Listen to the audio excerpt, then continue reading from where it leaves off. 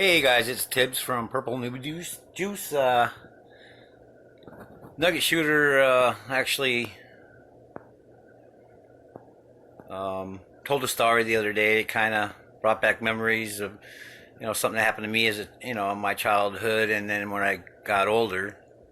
Um, when I was about 14 or so, I found a bottle dump, and it was really neat at that age to find something like that because some of the inkwells that I found were worth quite a bit of money back then, and bottles were really in. But anyways, that led us into exploring the woods, the brook, and the area around it. And there was an old fire road we followed up and found a huge dump. And there was like 6 or 7 of us neighborhood kids, including my brother, my best friend, a couple of my brothers, my best friend, his brother, and a couple kids down the street.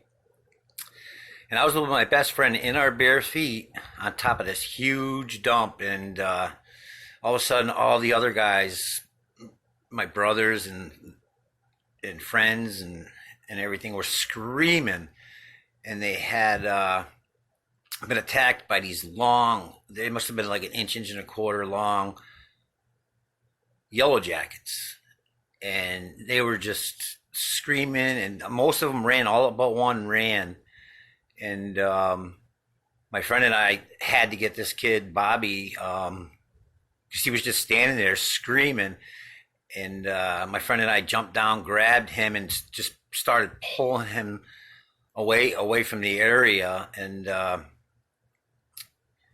And otherwise he would have been standing there getting stung time and time again. But my buddy ended up getting stung once, and he's allergic to bees. I didn't get stung at all. But this dump was massive, and it was it would have been very interesting to go there and to find out what was, the treasures below.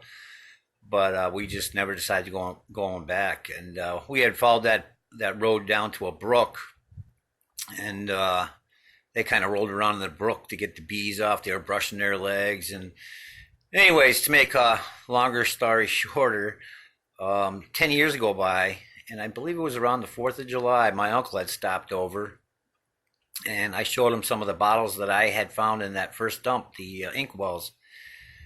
And he decided, he says, "Can you show me where it is?" And I said, "Sure." 10 years had gone by, those, bees are probably long gone. And he carried a trowel with him and a couple different tools. I was carrying the trowel, and we went to the backside from the road down following the brook, and we found the road, the continuation of the fire road. And he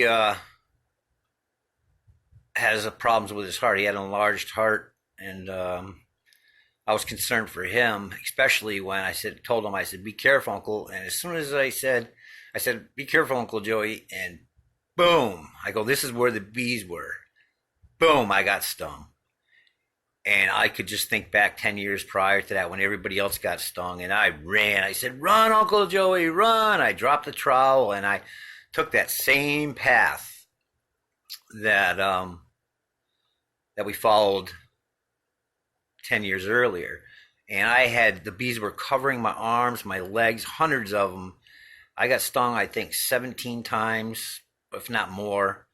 Ran down to the brook, brushing myself off, rolling around. The owners of the house started saying, "Shut up," instead of being concerned about what was going on. So I'm in tears. I'm climbing up, worried about my uncle having that enlarged heart. But I found him. He had the trowel in his hand, and nothing. He didn't get stung once. So he was the lucky one, like I was 10 years earlier, and we scratched the idea about the bottle dump. So just keep in mind when you're out in the woods, looking for treasure, especially maybe hillside bank kind of treasures. There are some dangers out there, and you should consider that when you're out there. And I just thought I'd let you know that story, and you guys take care. Tibbs out.